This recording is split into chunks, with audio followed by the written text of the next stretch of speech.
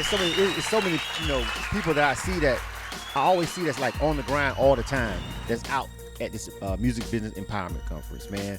My homie right here, 2.0, he rocked the stage last night. Yes, sir. He's been on K-100 radio before. We played his music before. He's had music in rotation. So it's always good to see the people that I know that's consistently grinding out here, man. Holla at my folks, bro. You know this drill. What's going on, man? It's your boy 2.0 from Atlanta, Georgia here, man. And yeah, man, I had to pull up on my partner, man. Yeah, man. Of course. All right.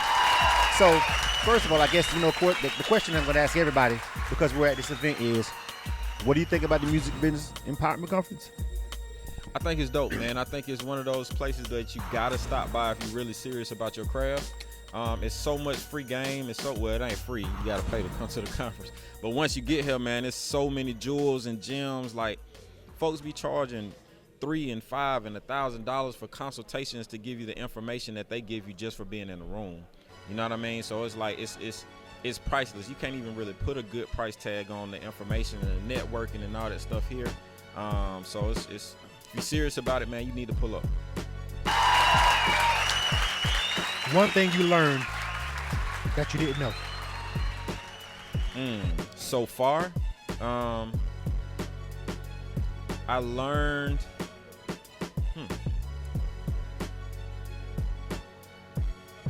I was gonna say that's. I know that you're a vet. Yeah, I was gonna say I studied this. I know that I'm talking to an artist who knows their business, handles their business. Mm-hmm. So that's why I was asking, like, okay, was there something that, a revelation that you heard from maybe one of the panelists that you was like, yo, didn't think about that? Maybe not even that you didn't necessarily learn, but that like maybe triggered something. Yeah. Inspired you, something like that. The digital marketing panel. One of the things that I heard, I mean, I did notice, but they were saying that you can't market beyond a bad song. You know what I'm saying? Like your song has to be attractive to the people that you're trying to market to. There's no way around it. If it doesn't work, you can pour buckets of money into it. It's just not going to work. Very true. Very true. And I think a lot of artists don't understand that, because we deal in the independent artist space, we run into a lot of artists who just don't have good music. Right. Like, let's just be real. And we have, for every 2.0, there's an 0.0. There's a point. There's a negative 2.0. You know what I'm saying? No points on He's the board. dope. I've heard his music. You know what I'm saying? So I understand that you're a great artist, but we have to understand that everybody just don't make good music. Yeah. And so you can put lipstick on a pig. Yeah. Still a pig. Right?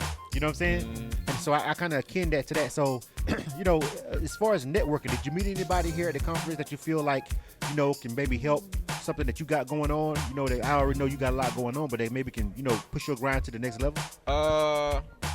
That's weird for me. I'll say Mr. Hanky. I just got introduced to Mr. Hanky. Somebody that a lot of people don't know I'm actually a producer as well. I started off producing before I started rapping. Right.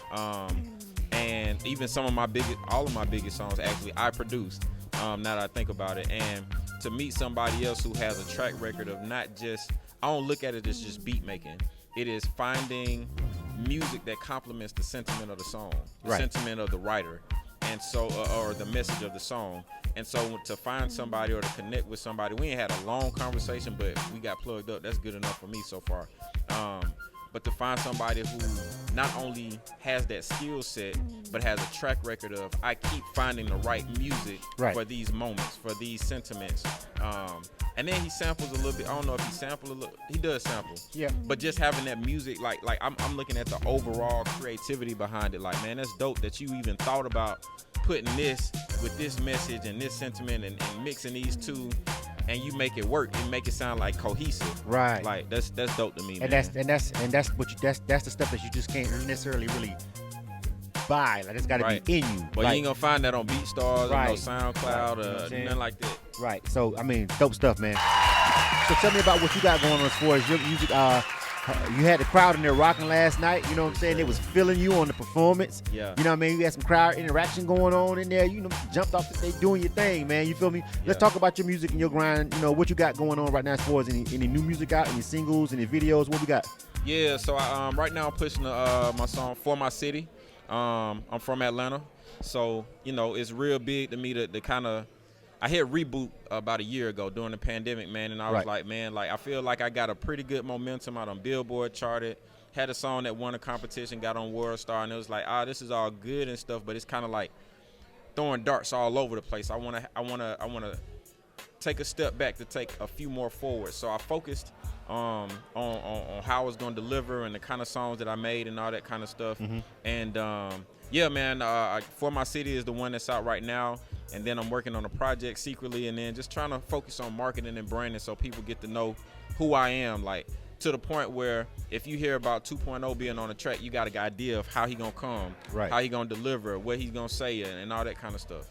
So and you know that comes with just repetitive pushing of the record and the music itself. You know what I'm saying? Yeah. And we talked to a lot of people here today. You know what I'm saying, that focus a lot on the marketing and all that other kind of stuff.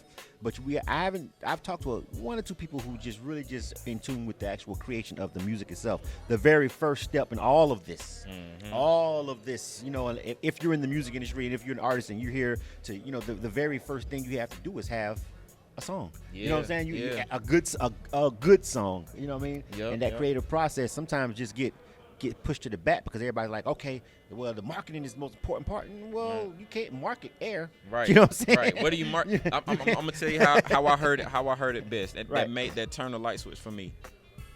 Your song, and they said it this morning in the marketing panel. Your song is the product, but before you go and buy the product, you need to be affiliated. You need to. The branding has to be right. You know what I mean? Like to the point where you know what that product is, you know what that product does, or you have an expectation based off of how the branding is. Right. You know what I'm saying? Like if you hear the baby gonna be on the track, well, you know he gonna have a certain kind of flow. He probably gonna say something real savage, real reckless, and then he gonna come back and say something that's like, oh, he a little bit smarter than he put on. You know what I'm saying? Or if it's Lil Baby, you expect to hear some trap stuff. So that is very, very important to figure out the branding of your product. And then, you know, I don't mean to turn it into no speech, but then once you figure out what your brand is, find the people that like your brand. That's it. And then give them everything you got. Customize your brand to them. Exactly. And you know, the kind of music that you make, and you know what I'm saying, is what would you classify your music as before I even say that? So functional faith. It's functional faith music. So it's like, man, it is gospel, and it is hip hop, and sometimes it is trap, but at the same time, it's just real. It's like stuff that everybody can relate to, because I try to, rather than try to give you something that's, you know, affiliated with any particular thought process, it's just like, nah, man, I want you to get the principle behind this, and I hope it help your life. Exactly, and that's the main point, man. Inspire people. You know. I feel like you can make it's a lot of ways that you can get people to pull into your music. You can make music that make people dance, or you can make, you know, music that inspire people.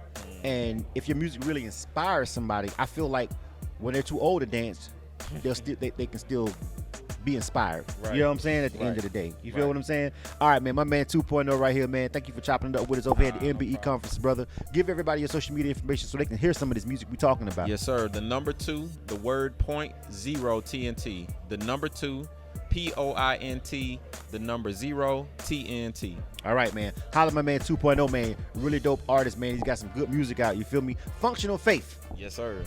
I think I'm gonna steal that. K-100 Radio.